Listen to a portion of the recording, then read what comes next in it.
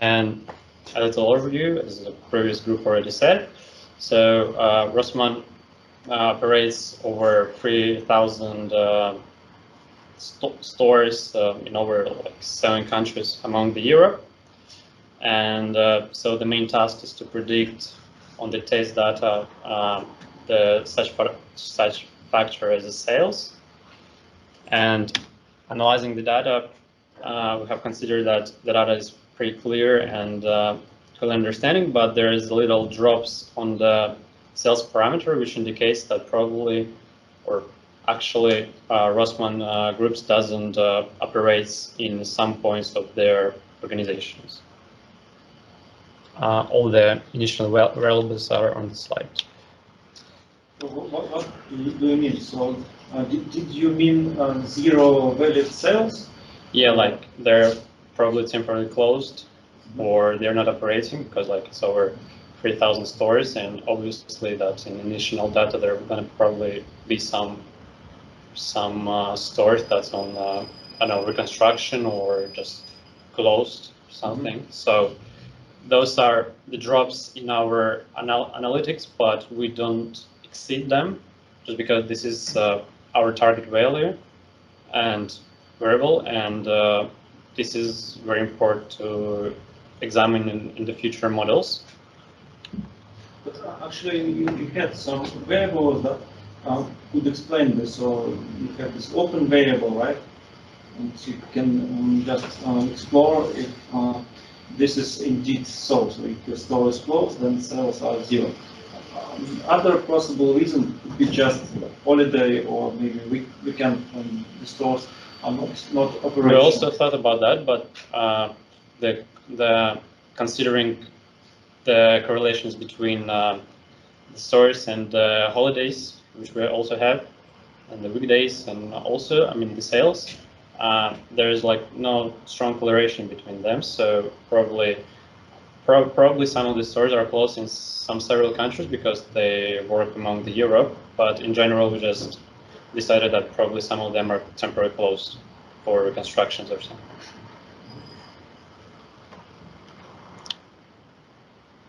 And right from the variables we have, we also decided to talk about our outliers and to explain you why we don't see any outliers.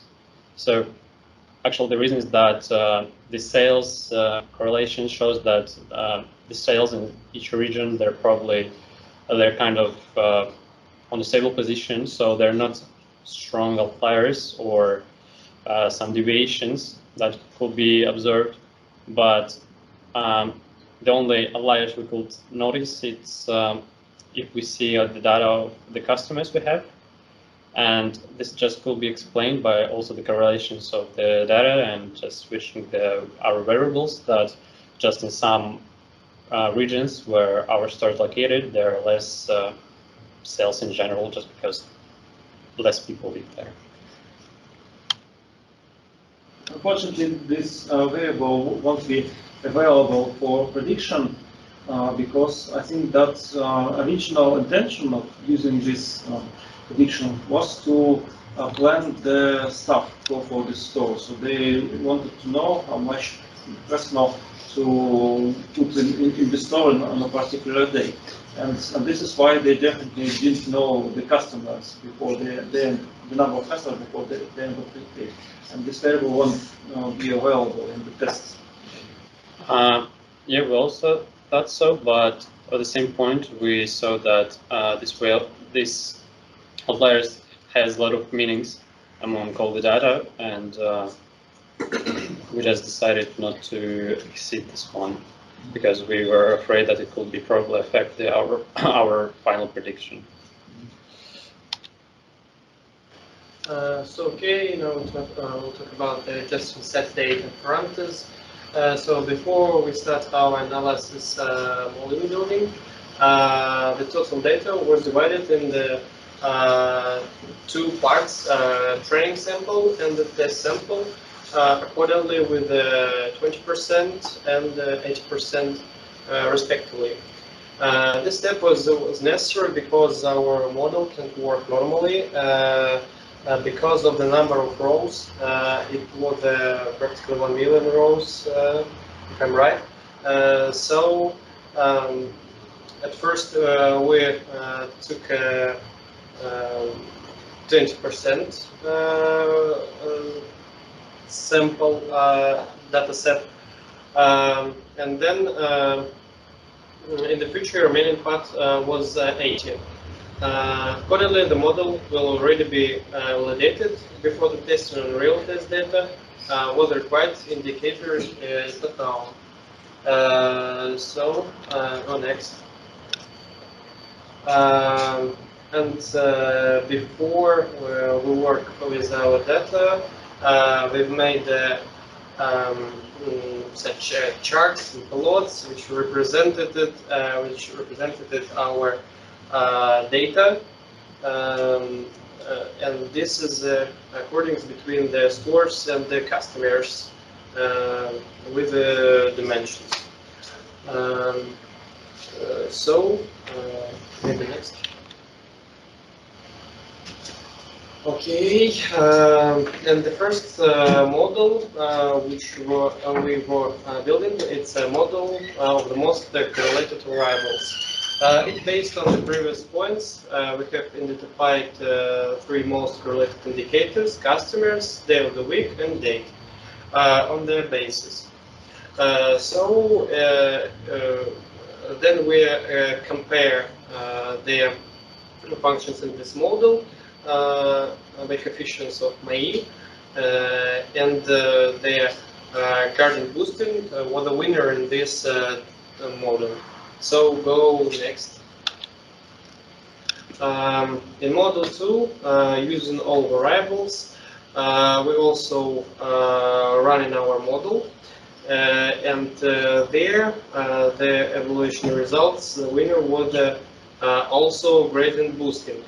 I think that's why the gradient boosting, it's some combinations of trees which contain their all correlating variables. In the models with a big number of variables, this model works better than others. So go next. Okay. Model 3, using the feature constructor, we find the residuals using the formula x1 cells minus linear regression. In this model, the winner of after running our model was a random forest, and I think that's because now working the other parameter, because the logic of this model is different, and its work, as I know, it consolidates the big trees and provides the better ones with comparison them. Maybe I'm not right, but okay. Actually, I made a video about this type of model. It just creates lots of forecasts using these trees and then just averages them. Oh, okay. But I didn't get your point. So am I right that you just calculated the residuals of the first model and then used random forest for predicting these residuals? Or did you do something else? Well, apart from that, we also decided to use the linear regression to find these residuals, and also, as known, this. Why do you need this? Because I think that the second model, we just included all the variables, it does approximately the same thing. What's the difference? Well, the first step was just to compare all the models, because we actually can do this because our data, as I already showed you, is very stable, and almost all the final results out of the models are already probably predicted. So because in the next ones, random forest also shows like the best result. Yeah, we compared them and we see the difference in working of this model But clearly. you cannot compare these results to the previous ones because the target variable is different. So there it was sales, and here is just residuals from the previous model. How can you compare them? So relatively, yes, I agree that random forest model performed the best on this data, but what did you do to get the predictions? So the predictions are sales, and you have residuals. Well, so actually we just picked the most correlated features that is showed on slides, such as customers and store. And based on that, we decided to add the new factors, X1 on this slide. And at the end, we can see that our average stake, which was estimated, was also reduced by like a huge number. So what is this store variable in the feature list? Is this store ID or this is something else?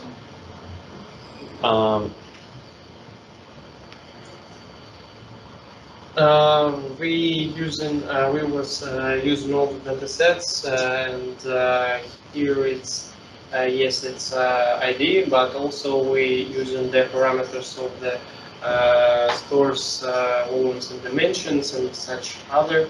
But I don't know why. Actually, you cannot use store idea as a predictor at all, because when you will need to make actual predictions, you won't have any coefficient or rule for this variable, because the store can be either in the training data or in the test data. If you have this ID in training data, you won't have it in test data. Yes, we totally agree. We just mistaked using this feature and showing this on the slide.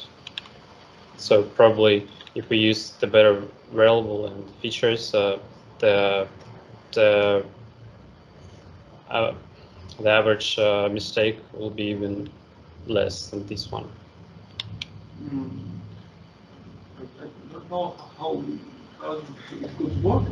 Maybe you did something with this variable, because it's not possible to get predictions if you don't have some rule for this ID. Maybe just consider this is a numerical variable, and in this case, it's yes, it's numeric.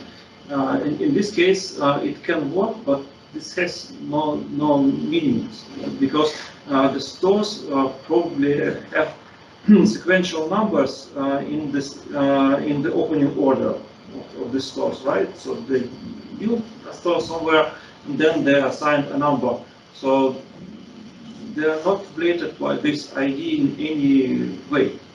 So since now it is numerical variable, yes, you can technically use this in regression or in trees, but it's very strange predictor. So it's best to exclude this. I got it. Thank you.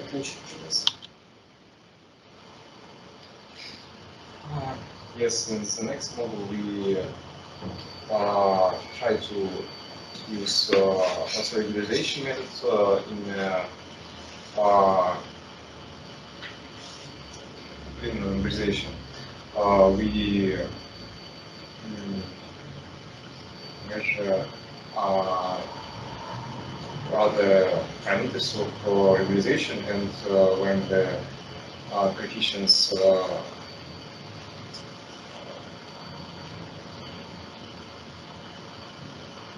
Maybe I can add. As I know, this model works like it makes restrictions for the coefficients of the line regression model, and it works well in such cases when we have a big number of X parameters. Yeah, here you may see our model, and the random forest with the winner in this running after running this model. So the dimensions and coefficients are represented also on the slide.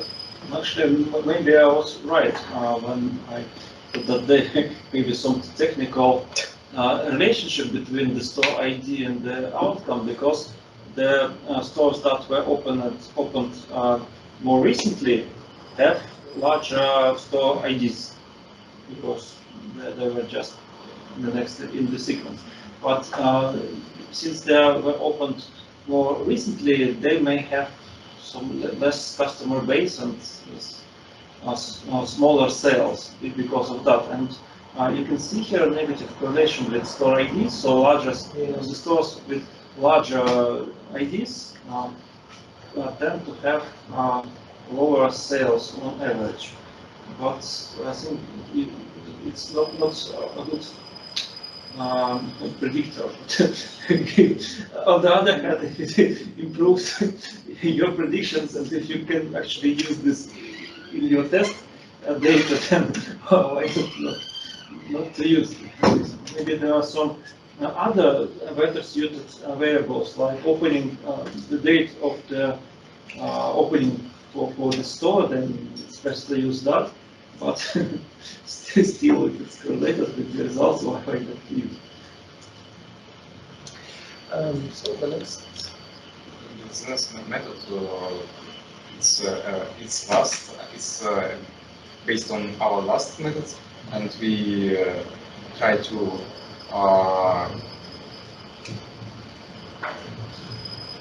It shouldn't help at all. we try to do in this model. Try to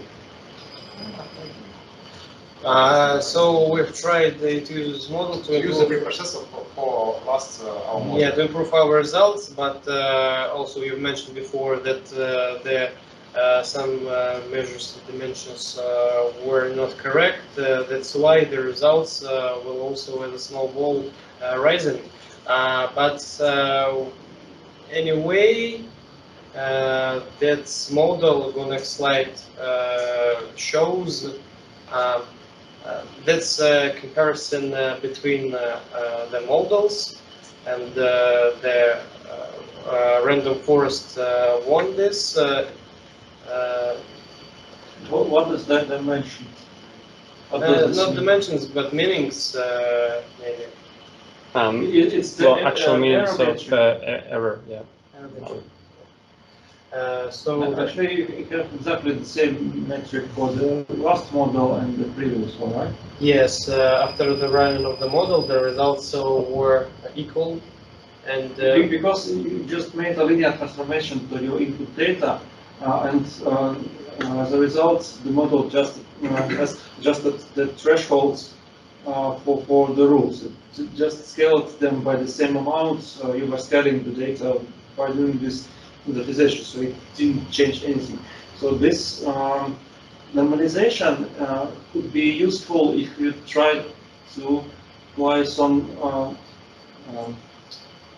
proximity-based models, like, for example, k-nearest neighbors, when you just group together similar stores and then use average for these grouped stores as your predictions. In this case, it would be better to do this standardization, because when you have different scales for different variables, for example, one is from 0 to 1, the next is from 0 to 10, the next is from -100 to +100, and then when you calculate distances, this will make these variables with larger range more prominent. And this can bias your results.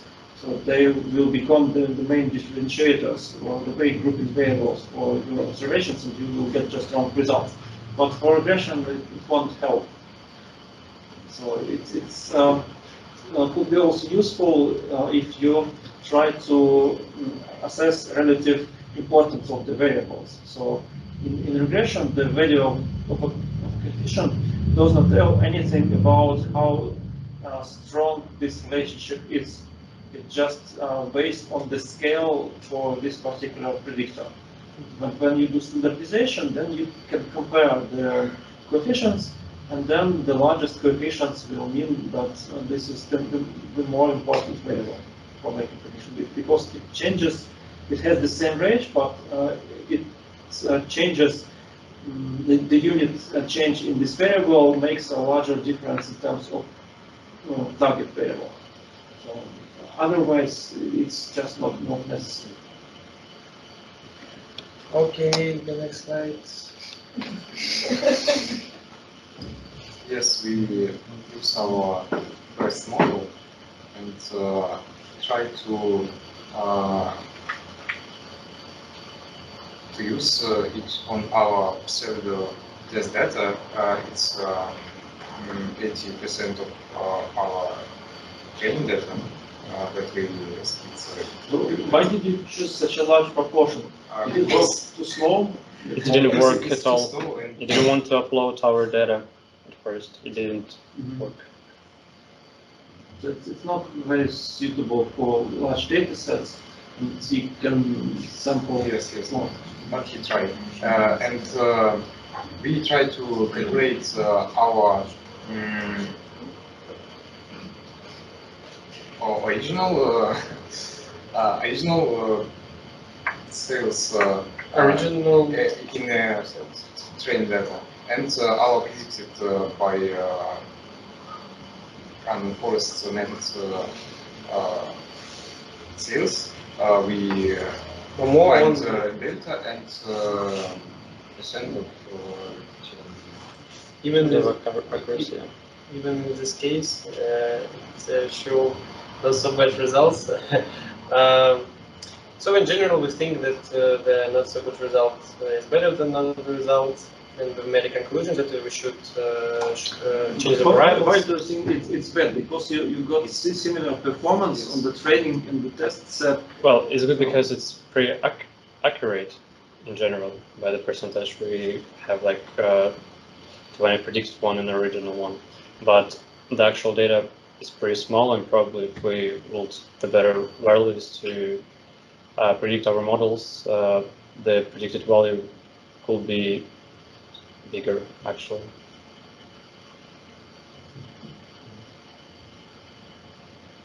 So that's all. Ready to answer your questions? So this is our final model. Let's consider that answering originals, orange is harder. Yeah, and this is our. You can actually create the models using just different workflows. I think this can be more manageable. So In what sense manageable? actually, you can try to test one type of model, then save this workflow, and then just replace the models. Well, actually, this was one of the solutions because, for example, when we just switched the data from the training to the test ones, for example, it didn't work at all. It didn't calculate the error at the end, and the conclusion of that was that we just had to save the file and to open in the next window, and yes, until it works. Sometimes it does this. I don't know what's the reason. There were some workarounds. So, for example, for the competition for organic cosmetics, I had to do some strange manipulations because there was a bug in Orange. Sometimes it behaves just strangely. So I think that actually there's some potential for improvement of your work.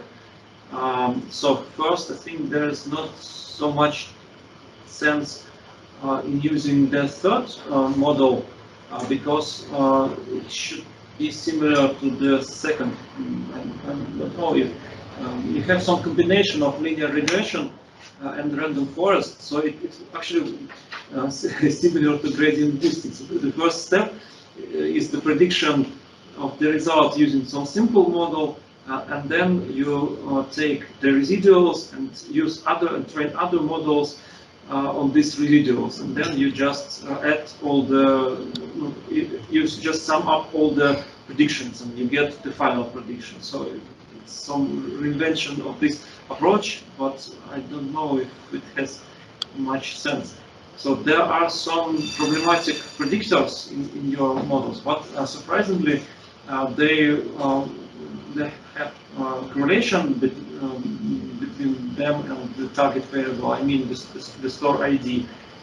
And actually, I think you didn't work well with the dates, because if you could extract months and also weekday numbers out of the dates, it would be a good predictor, because some stores may not operate on all the days, or maybe there are some shorter working hours for particular days, and this can also influence sales a lot.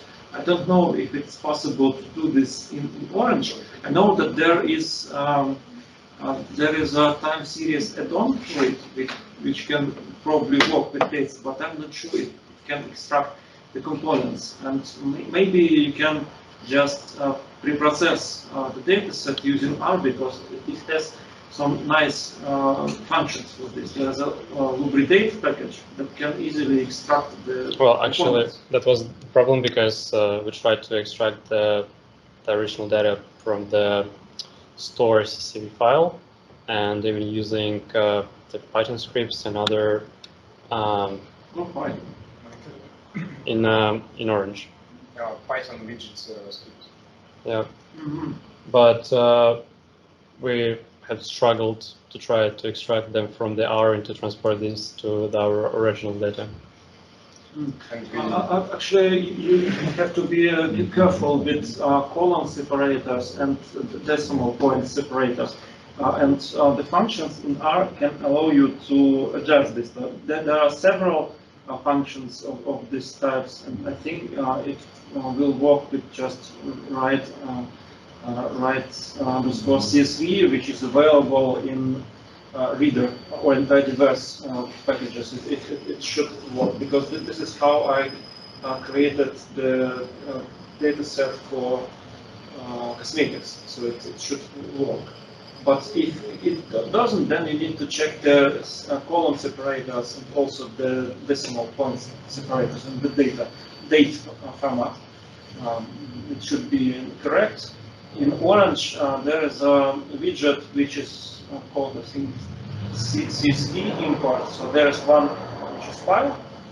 It's nicer because it allows you to set the variable roles and types.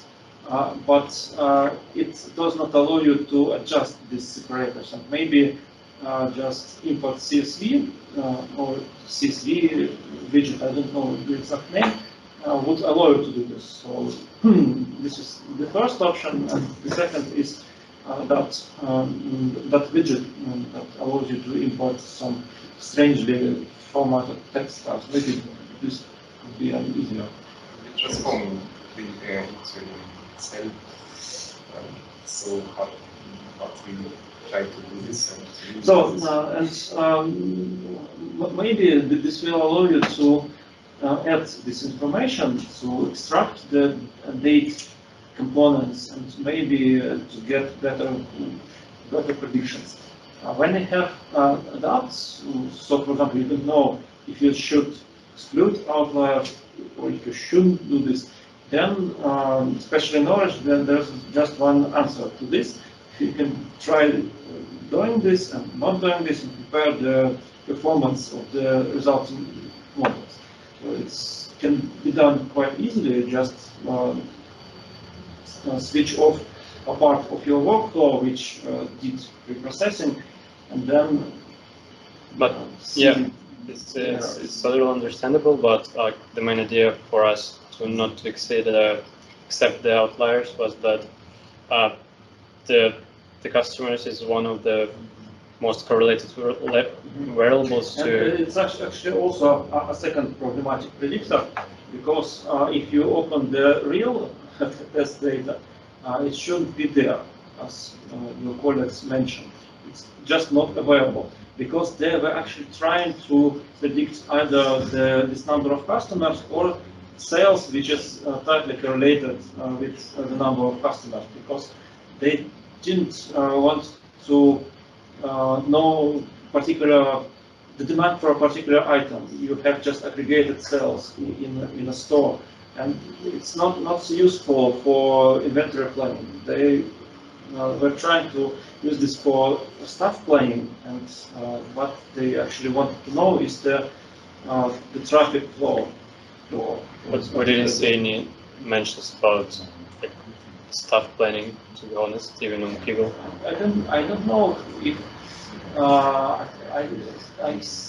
heard this in some discussion of this data set, so I believe this is indeed true. And the other argument for this is that it's not available in the test data set that Kaggle provides. So We got it. Thank you. it's quite strange because when they're doing business planning, they have a concept of I don't know, mean check, mean receipt. So, of average order size for a customer. And then if you have this and have the number of customers, then you can very closely predict sales and vice versa. If you have sales, you can convert this into people using this average order size. So it's very hard to know one variable and not know another one. And this is why you shouldn't probably use this for your predictions. So you can check this to be sure. You just see if it's available in the test set. If it's not, then you should exclude this variable. It's very correlated, but fortunately it's not known. You need to do real predictions. And you need to replace this with something. And I think dates could be good predictors for the date parts like weekday and maybe month.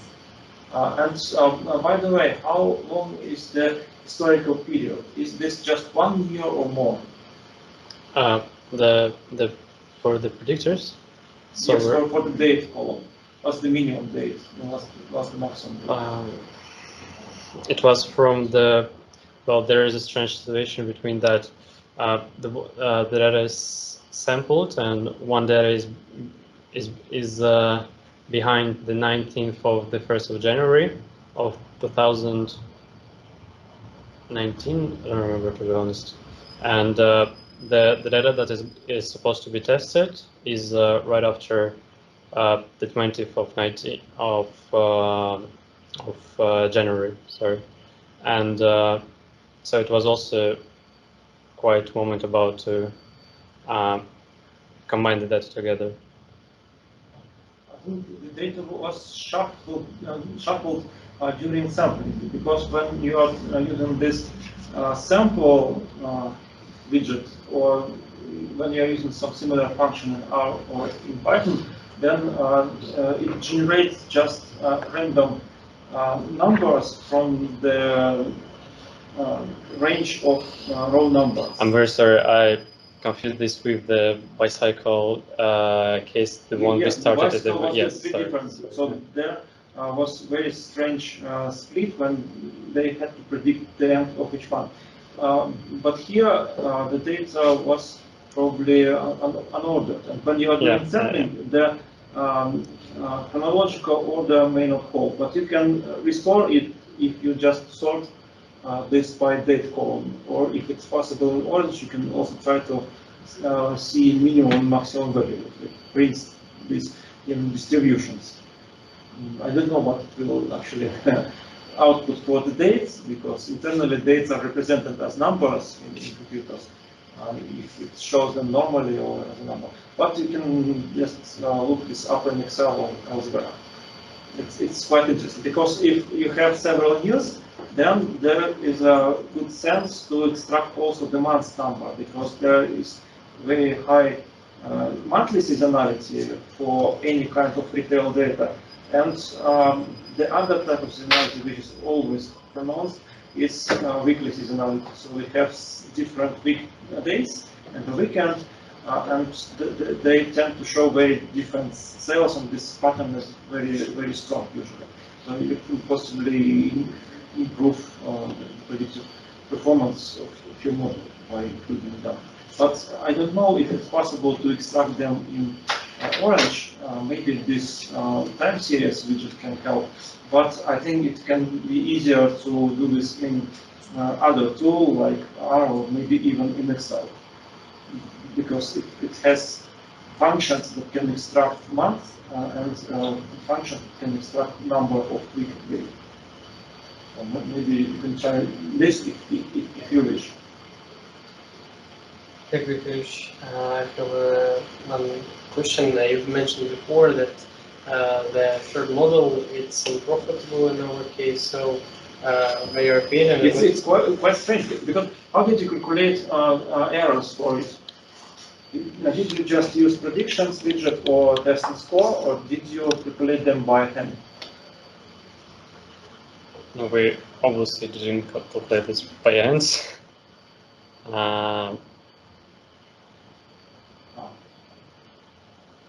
So the target variable is still sales, but you included the residual from the first model as a predictor, right?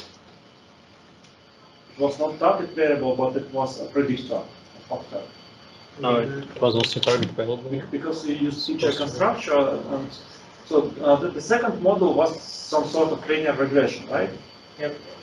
And the third model uses the residual from this linear regression, and it's using this as a predictor, not target variable. What did you do? Was it a target variable or a predictor? Well, it was supposed to be a target variable as well. So if it's a target variable, then you cannot use this table because this will be the average difference, average error in this residual. But what you really want to know is the average difference in sales, right? Yep. So you need to save the predictions as a column and then use feature constructor to calculate the differences. And then, if you wish, you can do this in Orange by aggregating the data. There are some widgets that can do this.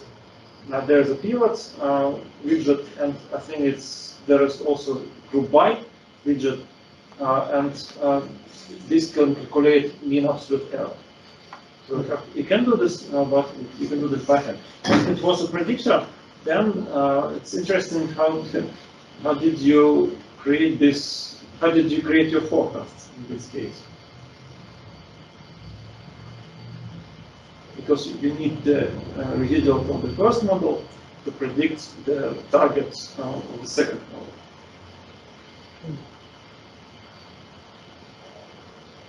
So that's quite strange. You need to check this. Okay, we'll pay attention to this. Thank you. Okay. So any other questions?